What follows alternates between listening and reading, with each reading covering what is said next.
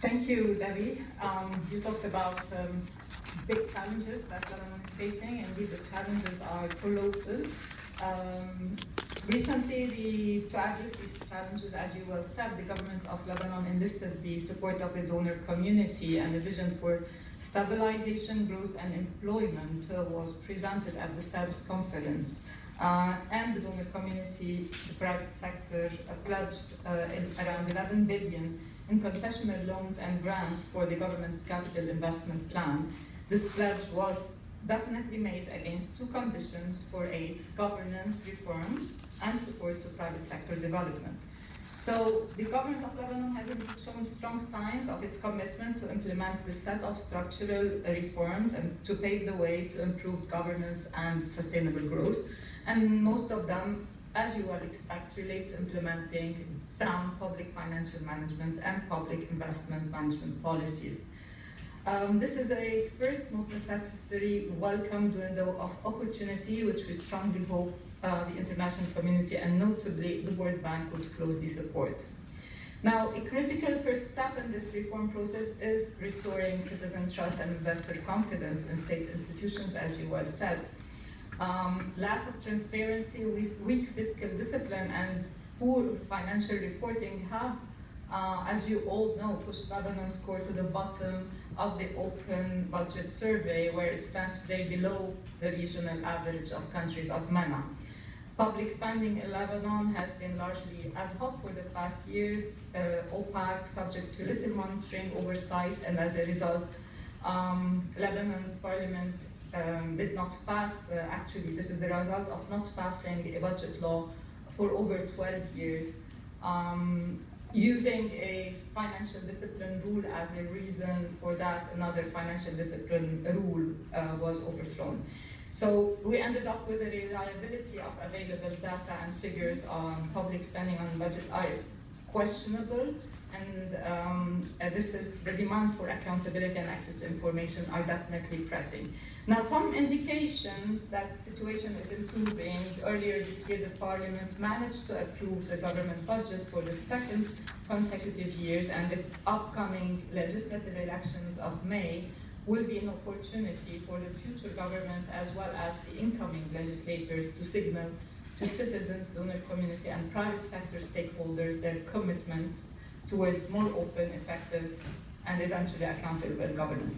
What I would like to point is that one important feature of SAD conference was the participation of civil service organizations and private sector and representatives who raised to the debate a firm voice. So they demanded full transparency before endorsing any financing strategy or contracting new loans towards the capital investment plan, including the type of implicit or explicit government guarantees under the proposed PP framework.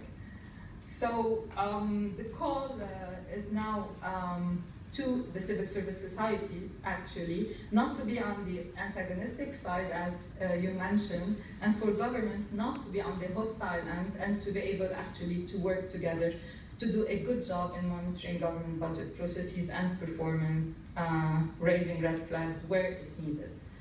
Our institute, the Institute of Finance, now is in a kind, somehow a position where it is at the same time working under the Minister of Finance, building capacities in public financial management and improving fiscal transparency. But our model is a bit different from traditional civil service schools in three ways.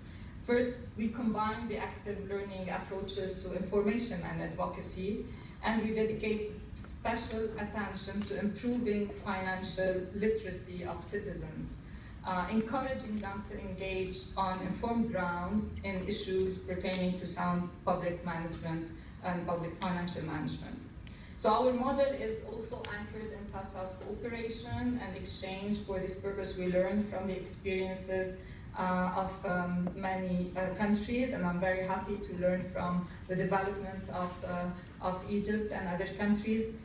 Together with other civil service training schools, we formed 10 years ago a consortium network called MENA, It's a very interesting platform for exchange, and I invite you to examine and join.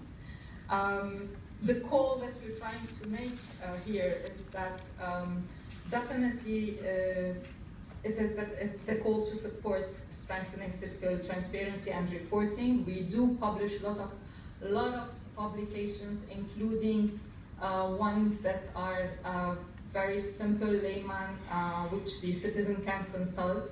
And we noted that there is a huge need in investing in IT infrastructure that allow citizens actually to access data and to be able to do an informed judgment about this data. So there is a lot to do on investing in building data systems, but there is a lot to do also on bringing financial literacy to citizens and to CSOs in particular, so that they can be engaged.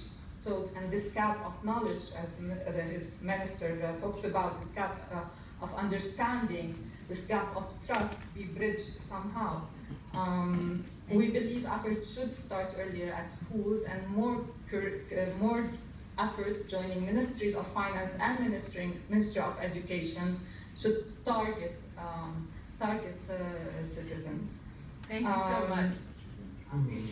Yes, thank you. It's very informative. I think this question of both building understanding